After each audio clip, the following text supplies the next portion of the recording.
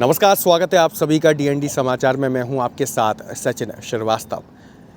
आज मैं सिंध नदी पे आया हूं। अब आप कहेंगे सिंध नदी पे आने का क्या औचित्य है, क्योंकि अभी तो ना बाढ़ आई है ना ही सिंध में सूखा है, अभी तो सब कुछ ठीक ठाक चल रहा होगा। तो आपको बता दूं कि सिंध नदी डबरा की जीवनदायिनी नदी है। यहाँ से किसानों को पानी मिलता है। इसके साथ ही आपको बता दें कि कई तरह से यहाँ पर सिंध से लोग लाभान्वित होते हैं, लेकिन इसका सही तरीके का उपयोग अभी भी नहीं हो पा रहा। जी हाँ, हम बात कर रहे हैं सही तरीके के उपयोग की, क्योंकि सिंध नदी होने के बाद भी यहाँ पर किसी भी तरह से पर्यटन स्थल नहीं है, ना ही कोई वाटर स्पोर्ट्स की एक्टिविटीज़ यहाँ पर होती है। चाहे तो इतनी बड़ी सिंध है, यहाँ पर किसी भी कोने में चाहें तो वाटर स्पोर्ट्स की एक्टिविटी हो सकती है। इसके साथ ही पर्यटन स्थल का केंद्र भी डबरा में बन सकता है, क्योंकि ये जो हाईवे है वो मुख्य हाईवे है। ये देश के एक कोने से दूसरे कोने पर निकलता है, तो इसका लाभ भी यहाँ पर मिल सकता है कि आसपास के एरिया में पर्यटन स्थल बना दिया जाए और यहाँ पर लोग लाभान्वित होंगे। इसके साथ ही ये पर्यटन का हब भी बन जाएगा। तो कुछ ना कुछ कार्यशैली ऐसी होनी चाहिए। ये हम मुद्दा इसलिए उठा रहे हैं क्योंकि यहाँ पर जो जगह है वो पूरी तरह से सॉलिड है पर्यटन हब बनने के लिए। इसके साथ ही वाटर स्पोर्ट्स से जुड़ी एक्टिविटीज़ भी होनी चाहिए। सिंध नदी को पर्यटन हब बनाने से कई लाभ हैं। एक तो ये भी है कि रेत माफियाओं के जिस तरह से हौसले बुलंद होते जाते हैं, तो उस पर भी अंकुश लगेगा। इसके साथ ही लोगों को रोजगार के साधन भी उपलब्ध होंगे। वहीं अगर बात की जाए तो वाटर स्पोर्ट्स की एक्टिविटी होने से जब बाढ़ का खतरा आएगा तो यहाँ पर लोग ट्रेंड हो जाएंगे, तो वो भी मददगार साबित होंगे। और क्या कुछ हो सकता है वो भी हम आपको दिखाते हैं। इसके साथ ही आपको बताते हैं कि वाटर स्पोर्ट्स क्या कुछ है और यहाँ पर हो सकता है कि नहीं हो सकता है, तो इसको लेकर दिखाते हैं आपको ये रिपोर्ट। ये आधुनिक तरीके की नाव चलाते हुए बच्चों को देखिए। ये बच्चे डबरा के ही हैं। ये भोपाल के बड़े तालाब में अंठेलिया कर रहे हैं और तैराकी का प्रशिक्षण ले चुके हैं। मात्र कुछ ही दिनों में जो काम महीने भर में होता है, लेकिन ये कुछ ही दिनों में पूरा कर चुके हैं। प्रशिक्षण लेने के बाद इनके मन में एक नई आस और उमंग जगी है कि स्पोर्ट्स, सभी लोग कहते हैं कि स्पोर्ट्स में आगे जाओ। स्पोर्ट्स कौन सा खेलें, एक नया स्पोर्ट्स दिमाग में आ गया है इन लोगों के, वो है वाटर स्पोर्ट्स, यानी कि पानी से खेलने का खेल। ये खेल क्या होता है ये अभी डबरा वासियों को नहीं पता, लेकिन ये नन्हे नन्हे बच्चे इस खेल से वाकिफ हो चुके हैं। अब इन्हें इस लाइन में आगे जाना है। अब डबरा में कैसे जाया जाए ये बड़ी समस्या है, क्योंकि इस खेल का प्रशिक्षण लेने के लिए भोपाल तो चले गए, लेकिन उसको बरकरार कैसे रखें, ये अपने आप में बड़ी चुनौती है। और एक चुनौती यह भी है कि जो लोग सीखना चाहते हैं इन बच्चों की तरह, वो कैसे सीखें, क्योंकि हर कोई भोपाल नहीं जा सकता। तो इसके लिए ये भी हो सकता है कि डबरा में सिंध नदी बहती है, इस नदी में प्रशिक्षण दिया जा सकता है। सिंध नदी जीवनदायिनी है डबरा के लिए, लेकिन रेत माफियाओं ने इसे बर्बाद कगार पर ले आए हैं। लेकिन अगर सही दिशा और दशा मिल जाए तो सिंध में भी इस तरह की गतिविधियां होती रहेंगी और पर्यटन का स्थान भी हो जाएगा। अब आपको सुनाते हैं कि बच्चों का क्या कुछ कहना है। सबसे पहले उनके मुंह से सुनिए कि उन्हें भोपाल के बड़े तालाब में जाकर कैसा क्या लगा और वो क्या सीखना चाहते हैं आगे चलकर। क्या नाम है आपका, कितनी उम्र है आपकी? मेरा नाम ओलिवर दुबे है, मैं 12 साल का हूँ। अच्छा, आपने भोपाल में ट्रेनिंग ली है स्विमिंग की, तो आपको क्या लगता है कि यहीं पर ऐसा मौका मिले तो कैसा रहेगा? यहाँ पे सिंध नदी होने के बावजूद भी लोग उसका यूज़ नहीं कर पा रहे, तो फिर यहाँ पे भी वो होना चाहिए एक्टिविटी वाटर स्पोर्ट्स की, और उससे बहुत से लोगों को सीखने का मौका भी मिलेगा। बिल्कुल, जैसा कि आप बहुत दूर गए थे, अगर यहीं पर वाटर स्पोर्ट्स की एक्टिविटी हो जाए, सीखने का मौका मिलेगा तो बहुत अच्छा भी लगेगा। दीपक, आप भोपाल में एक्टिविटीज़ के लिए गए थे स्विमिंग की, कैसा क्या लगा? और उससे पहले क्या आपको तैरना आता था? जी, मुझे तैरना नहीं आता था और मुझे काफ़ी अच्छा लगा वहाँ पे जाके, पर इस बात का अफसोस हुआ कि हमारे पास सिंध नदी होने के बावजूद हमें इतनी दूर जाना पड़ा तैरने के लिए। अच्छा, अगर सिंध नदी में ही ऐसी ये सब सुविधाएं मिल जाए तो कैसा क्या रहेगा, क्योंकि आप तो वहाँ पर सीखे हैं लेकिन हर कोई थोड़ी ना पहुँच पाएगा वहाँ पर।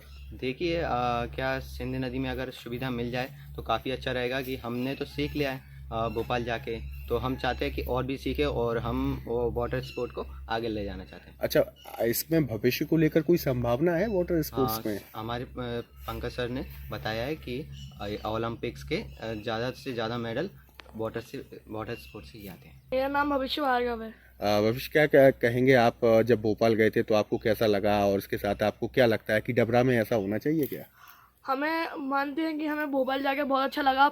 और आप देख ही सकते हैं कि पीछे यहाँ पे पॉन्ड है पर यहाँ पे वाटर स्पोर्ट्स नहीं करवाया जा रहा है। इस बात से हम ये कहना चाहेंगे कि यहाँ पे जल्द से जल्द वाटर स्पोर्ट होना चाहिए। और सिंध नदी भी बगल में है तो वहाँ पर भी एक्टिविटीज हो सकती है, क्या लगता है आपको? सिंध नदी बहुत बड़ी है, इसलिए वहाँ ज़्यादा से ज़्यादा एक्टिविटीज़ हो सकती हैं। तो क्या लगता है आपको कि भविष्य में कुछ संभावना है, क्योंकि इसमें लोगों को इंटरेस्ट नहीं है, क्योंकि लोगों को जानकारी भी नहीं है, तो आप जानकारी क्या देना चाहेंगे लोगों को?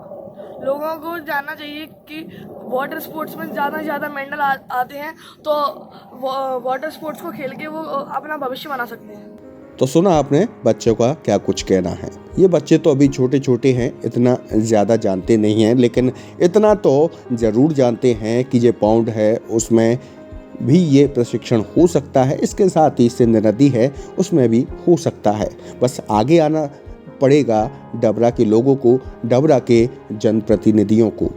इसके बाद आपको सुनाते हैं इन बच्चों को जो भोपाल में लेकर गए थे पंकज दुबे, जो कि स्पोर्ट्स के टीचर हैं, उनका क्या कुछ कहना है।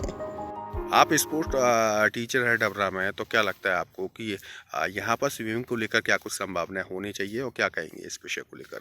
मैं पिछले 20 साल से स्पोर्ट्स लाइन में हूँ और पिछले 20 साल से मैं बेसबॉल का प्रशिक्षण दे रहा हूँ बच्चों को।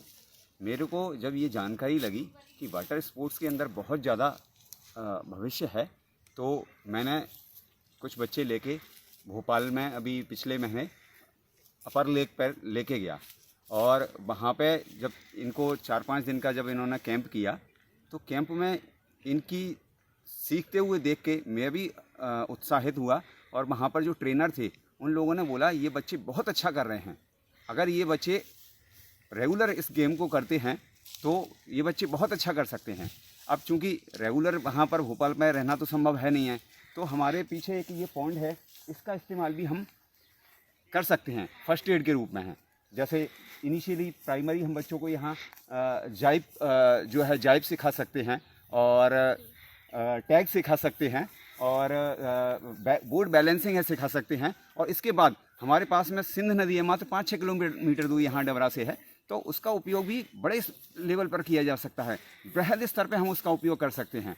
वहाँ पर इन बच्चों ने विंड सर्फिंग की ट्रेनिंग दी और जैसा कि वो बता रहे थे कि 5 दिन में इन्होंने कम से कम 15 या 20 दिन का कोर्स कर लिया।